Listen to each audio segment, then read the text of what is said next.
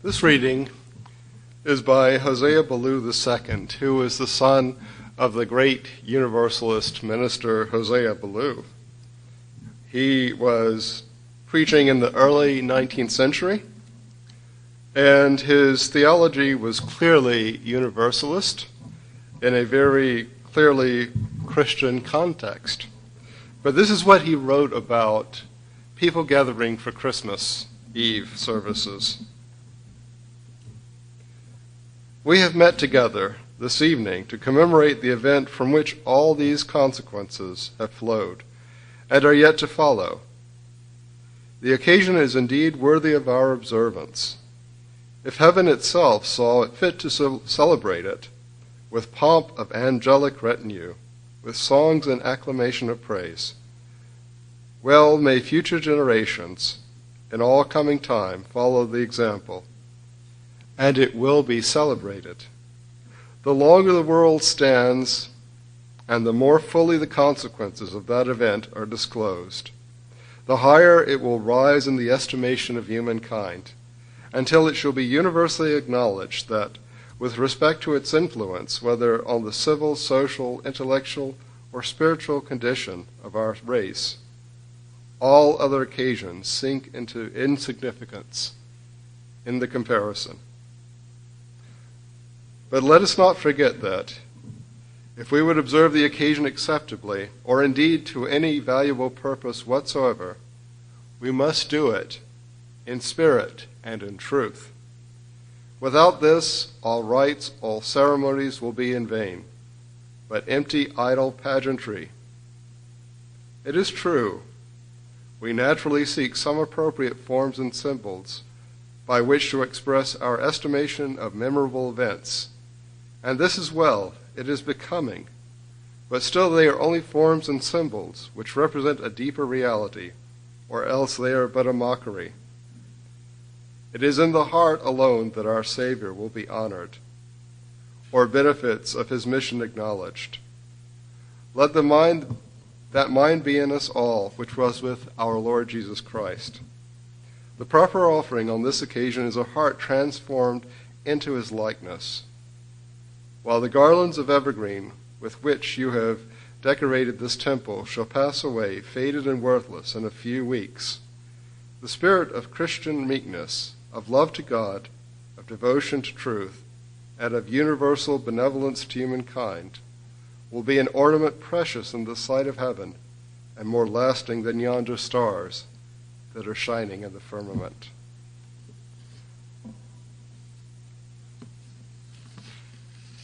Let us now join in the responsive reading found in your insert in your order of service.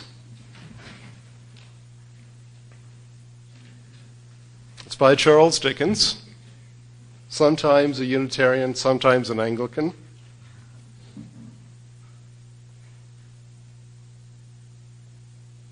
We celebrate Christmas once again. God bless it. Let us by one consent open our shut-up hearts and think of people as if they were fellow passengers to the grave. Let Christmas be once more a kind, forgiving, charitable, pleasant time. May we keep our Christmas humor to the last. It is required of everyone that the Spirit within us should walk abroad among our human neighbors and travel far and wide. This is required by our joyful allegiance to the Spirit of Jesus, a spirit sustained by the best in humanity ever since his day. The common welfare is our business. Charity, mercy, forbearance are all our business. Let us go forth while it is day and turn human misery into joy. Let us not be haunted at this season by the shadow of things that might have been.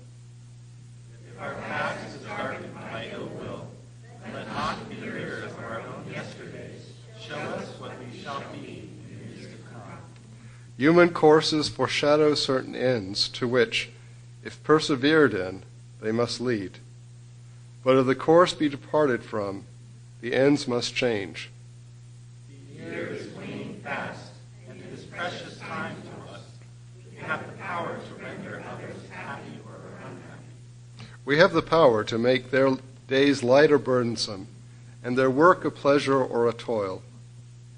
Our power lies in words or looks, in things so small that it is impossible to add and count them up. The happiness we give is no small matter. A good word is worth a fortune. Let no idol displace love, even a golden one. Let us carry the torch of goodwill, that the light may banish hate. Let us honor Christmas in our hearts and keep it all year round. A Merry Christmas to everyone. A Happy New Year to all the world. God bless us, everyone.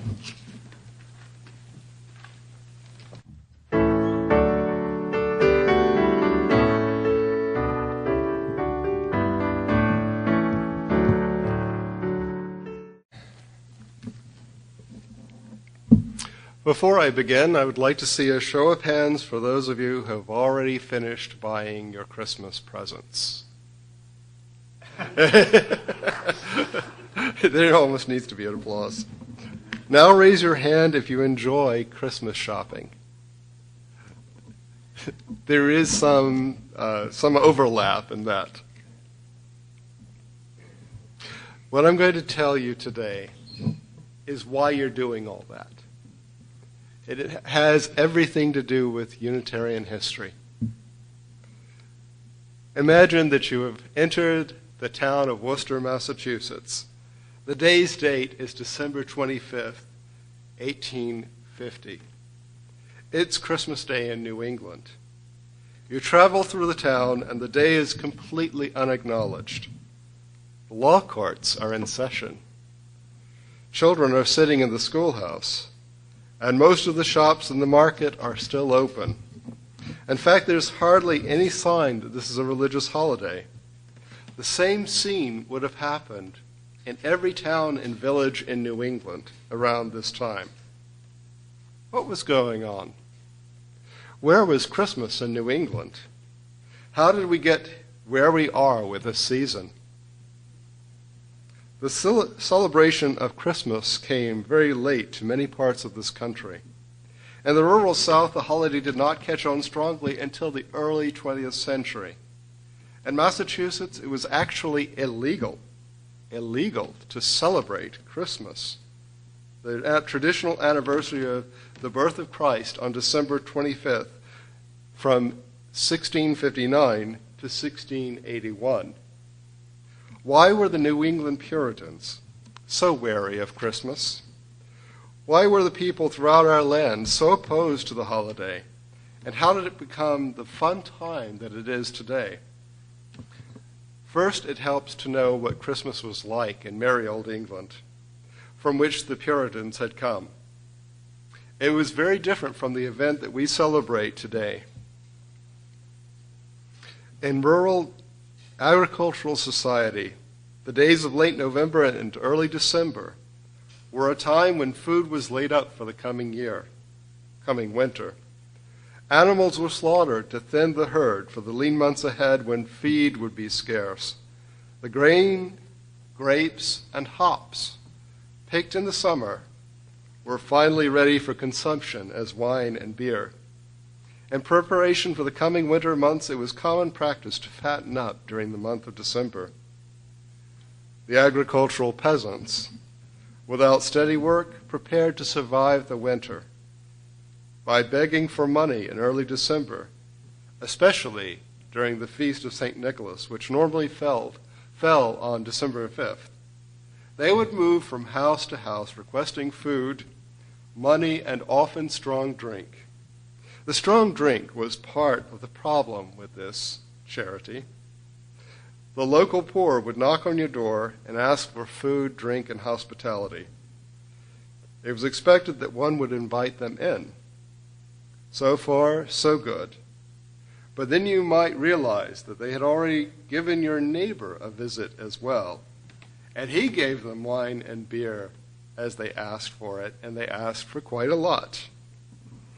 It was common for the peasants to take the time of Christmas as less a religious holiday and more as a carnival. They suddenly had time to spare. Food was plentiful, and the liquor was just ready. They needed to beg for extra money to make it through the coming days. The agrarian poor would travel from place to place in town, sometimes drunk, sometimes mumming. Now, living in the Philadelphia area, we think of this year, around this time, of the annual Mummers Parade, which is a fancy dress festival with street dancing and costumes.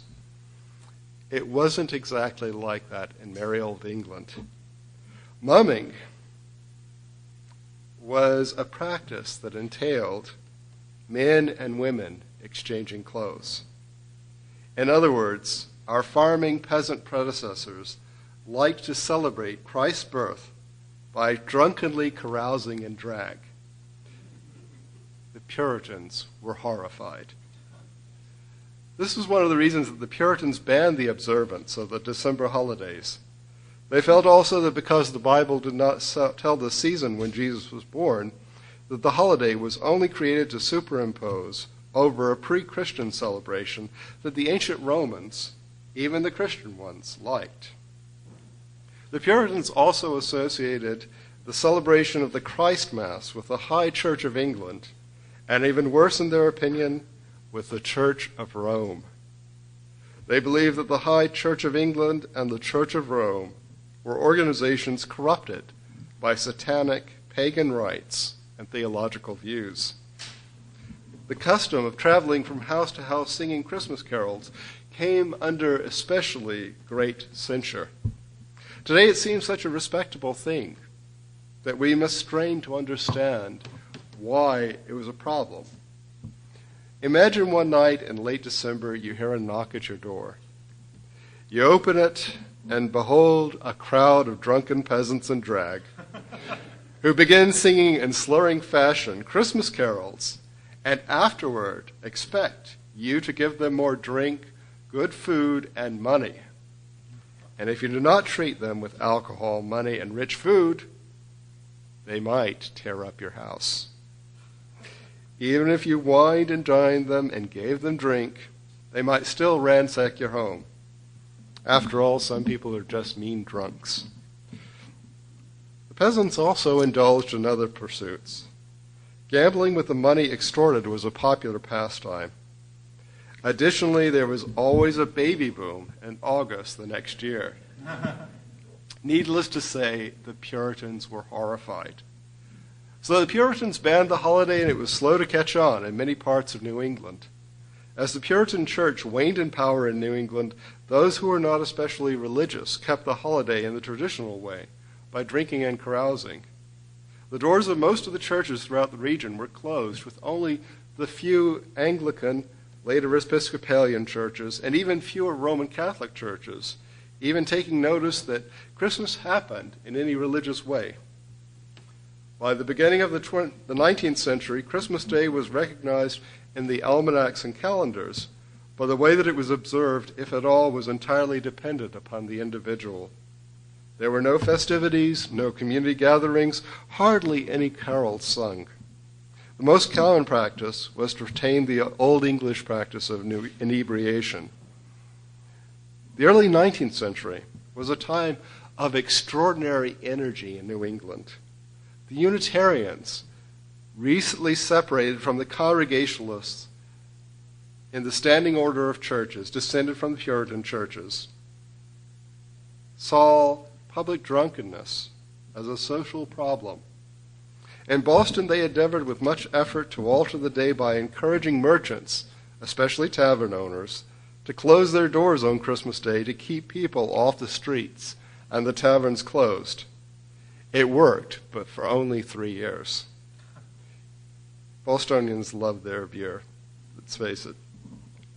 People throughout the United States recognized that the customs around Christmas Day, as they stood, were detrimental to society. In New York State, Washington Irving and his friends tried to create Christmas as a family holiday. Washington Irving was not a Unitarian nor a Universalist, but he and his friends were trying to create Christmas as a family holiday by writing stories about St. Nicholas, who they claimed was, as the patron saint of the Netherlands, incorporated into Christmas stories and practices from the day when New York was a Dutch colony. It was all made up but it did catch the popular imagination. The reason that Washington Irving and his friends were so urgently developing Christmas practices was that the customs of Old England had turned ugly in New York City.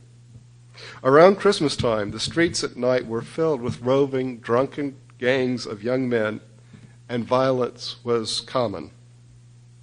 Unitarians also recognized the need for family customs around the holidays to combat the excesses of the season. They encouraged modest celebrations around the Christmas season, not because they believed that God ordained it, but rather because they wanted it. The Universalists never had the reticence about Christmas that the Unitarians felt. The first Universalist congregation established in Boston celebrated Christmas even before the congregation was officially organized. Universalists were always keen on Christmas. But the Unitarians were the first people in New England to give children presents on Christmas Day. At the time, many Unitarians believed that God was a benevolent deity, blessing humanity with reason and other extraordinary gifts. They believed that it was the human example of Jesus that held the highest hope for all.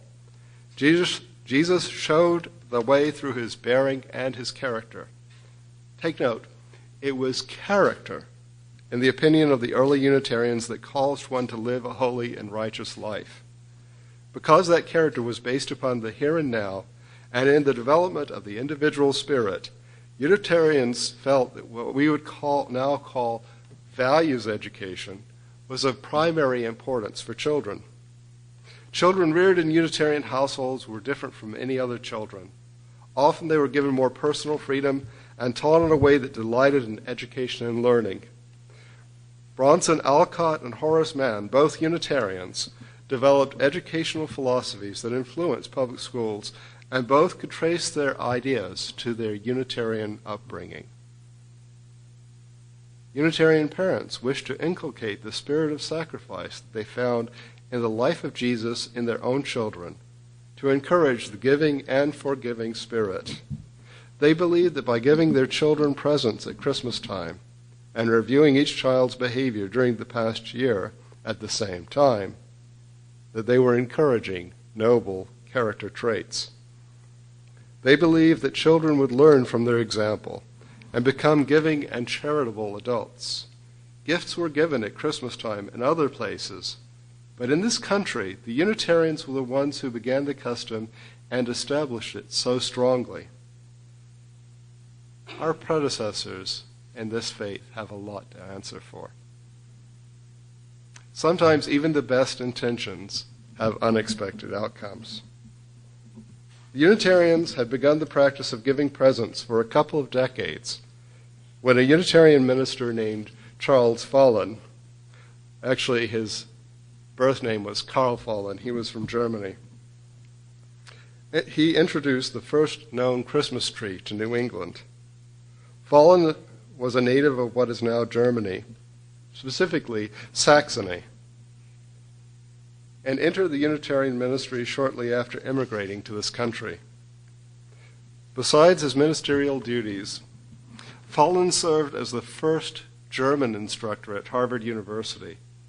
He was known also as a tireless campaigner for the abolition of slavery, and he traveled through the United States in that cause. In the early 19th century, the abolition of slavery was still considered controversial. Despite the things you might have read in denominationally published books about Unitarians and Universalists being at the forefront of the battle against slavery, the number of Unitarians actually working in the abolitionist cause was quite small. Most, in fact, it could be said that more Unitarians were probably in favor of slavery in the early 19th century than were opposed. Most Unitarians do not realize that John C. Calhoun, the South Carolinian senator who so staunchly defended the South's peculiar institution, was also a Unitarian. This is not to justify the evils of slavery, but to point out that most Unitarians were not considered political radicals in the abolitionist cause. But Charles Follen was a very public abolitionist. In time, his work for abolition led to his dismissal from his position at Harvard University. The university found that having someone opposed to slavery, the ownership of another person, was too radical for its image. Follen's family and the families of other abolitionists were shunned by polite society. His children were not invited to gatherings. Even though he married a member of the prominent Cabot family in Boston, they were not invited to parties or balls because he was an abolitionist. This must have hurt them and other families in the same situation. Their children were isolated. I've read in some places today that the children of same-sex couples are similarly shunned for their parents' relationships.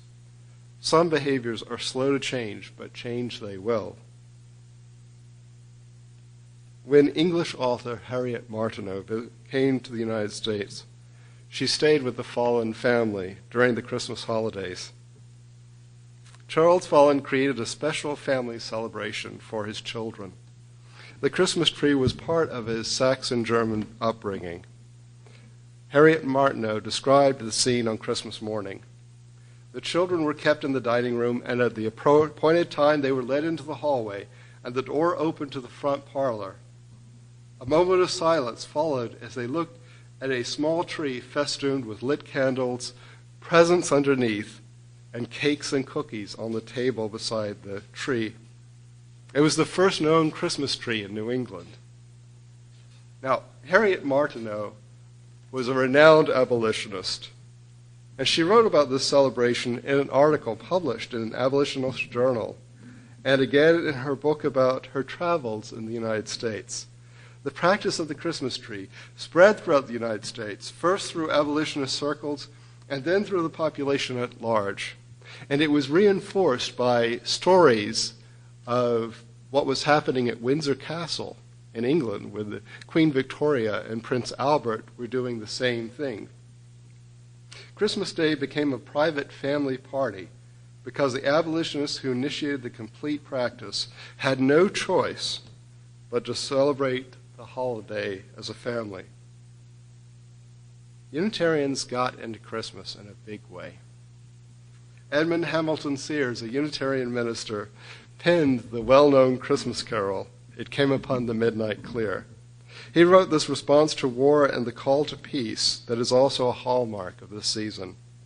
Today, some Christian fundamentalists remove the pacifist verses from the version that is in their hymnal.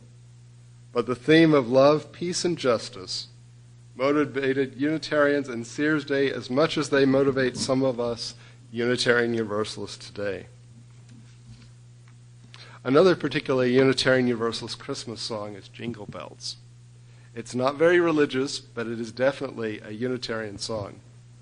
James Lord Pierpont was the son and brother of Unitarian ministers and served as the music director of the Unitarian Church in Savannah, Georgia, when his brother was the minister.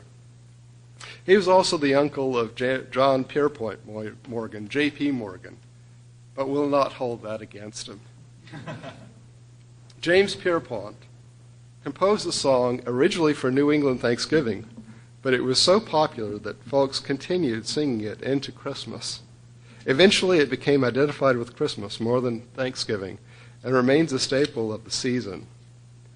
I Heard the Bells on Christmas Day is another in the canon of Unitarian carols.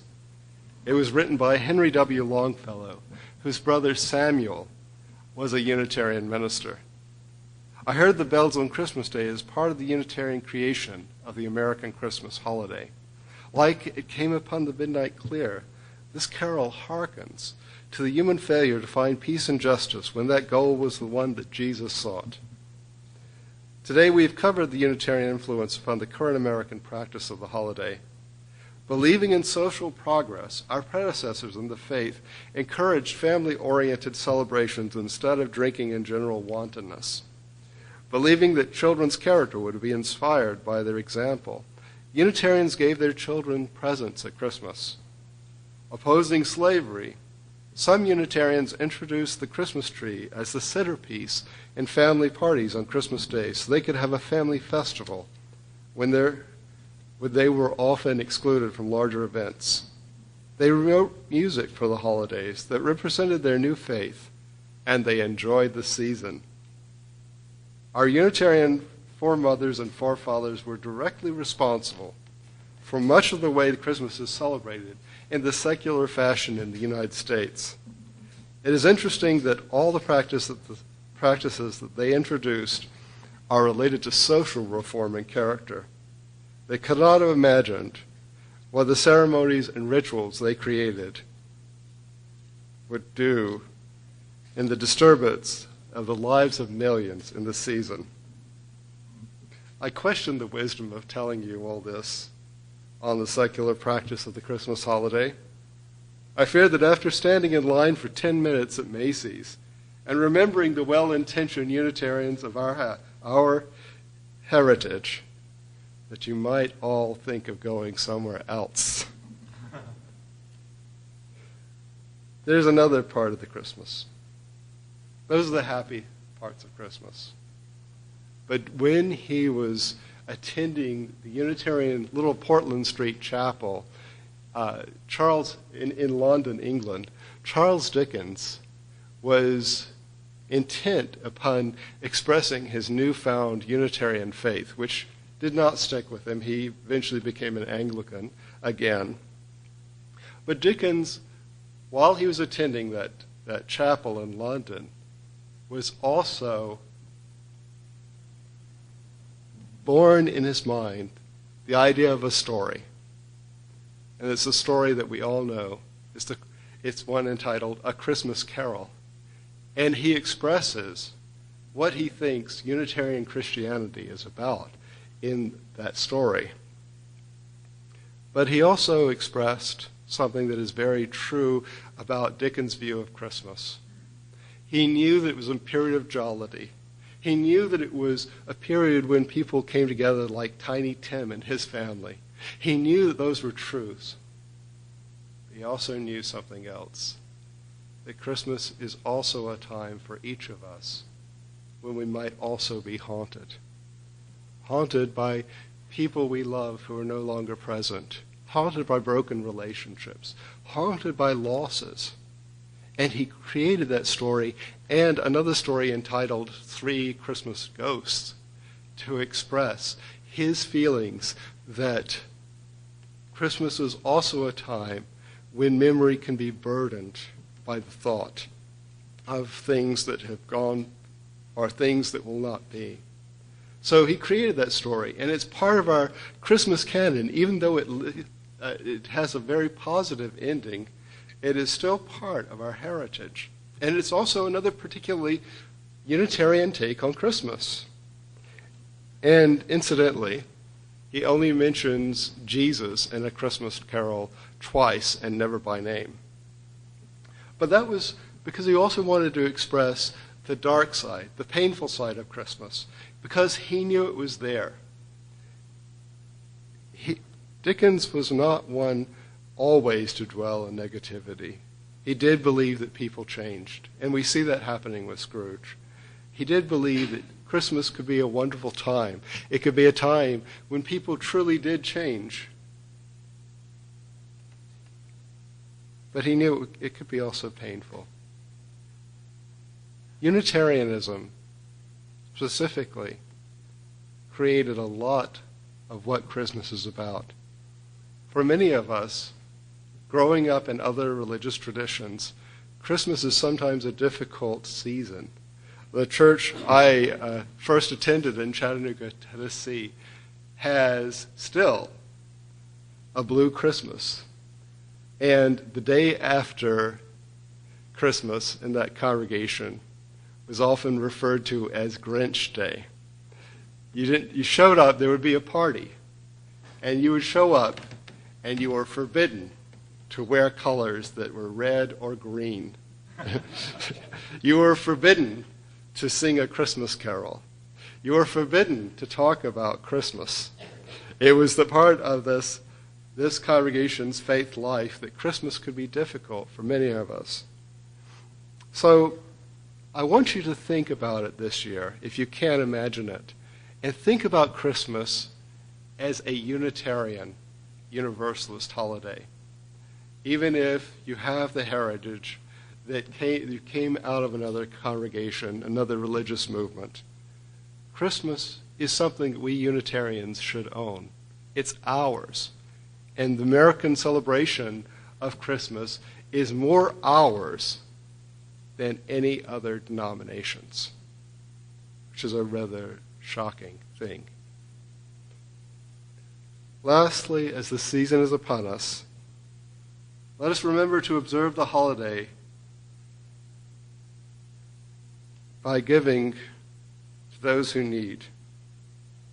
Times have changed, but some things have not.